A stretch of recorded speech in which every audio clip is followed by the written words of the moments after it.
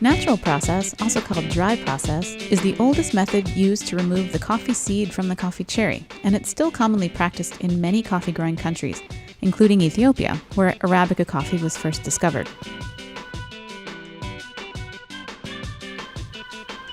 Since it was in Ethiopia that the natural process was originally perfected, we'll visit a facility in Yirgacheffe in this video to learn more about this particular process.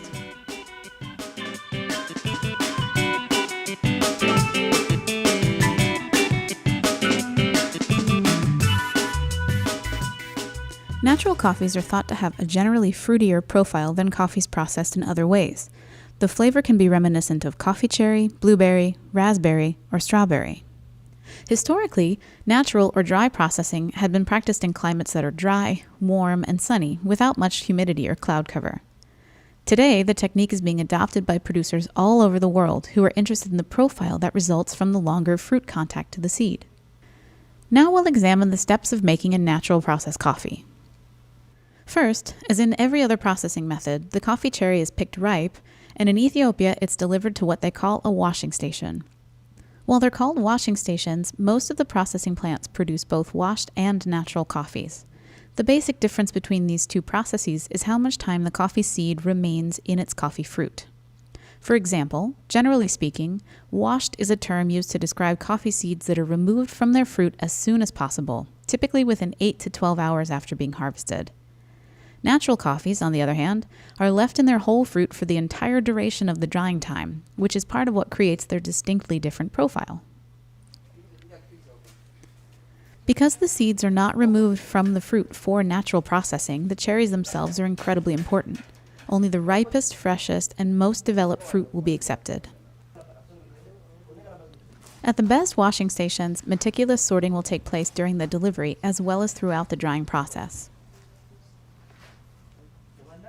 Instead of being loaded for depulping, fermentation, and washing, the coffee is brought to the mill in cherry and sorted, weighed, and reported before moving directly to the drying area.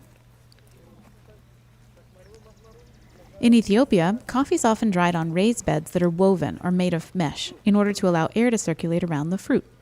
This allows for a more even and uniform drying of the cherry on each table, which might comprise individual lots. Drying naturals can be tricky for several reasons.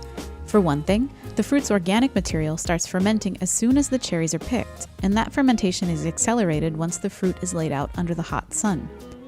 The fruit's susceptible to mold and other types of defects that can occur during this time, so it requires constant attention by staff to rotate the cherries and to continue to sort them as they dry.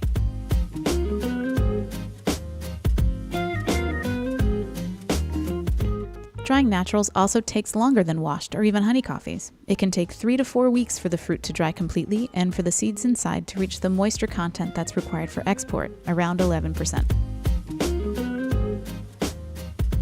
Often, in order to regulate and modulate the drying process, workers will pile or cover the coffee depending on what's necessary. At this washing station, the workers even transfer the cherry to another surface partway through in order to control the rate and uniformity of the drying.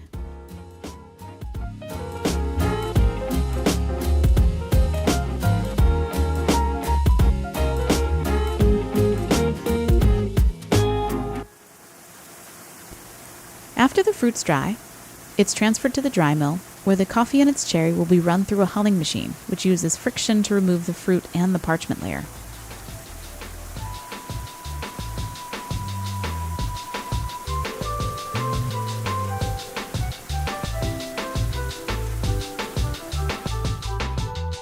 The resulting green coffee is taken to a mill to be sorted by hand or by special equipment, and it will also be polished at this stage. Then it's placed in sacks and stored in a warehouse until it's ready to be shipped.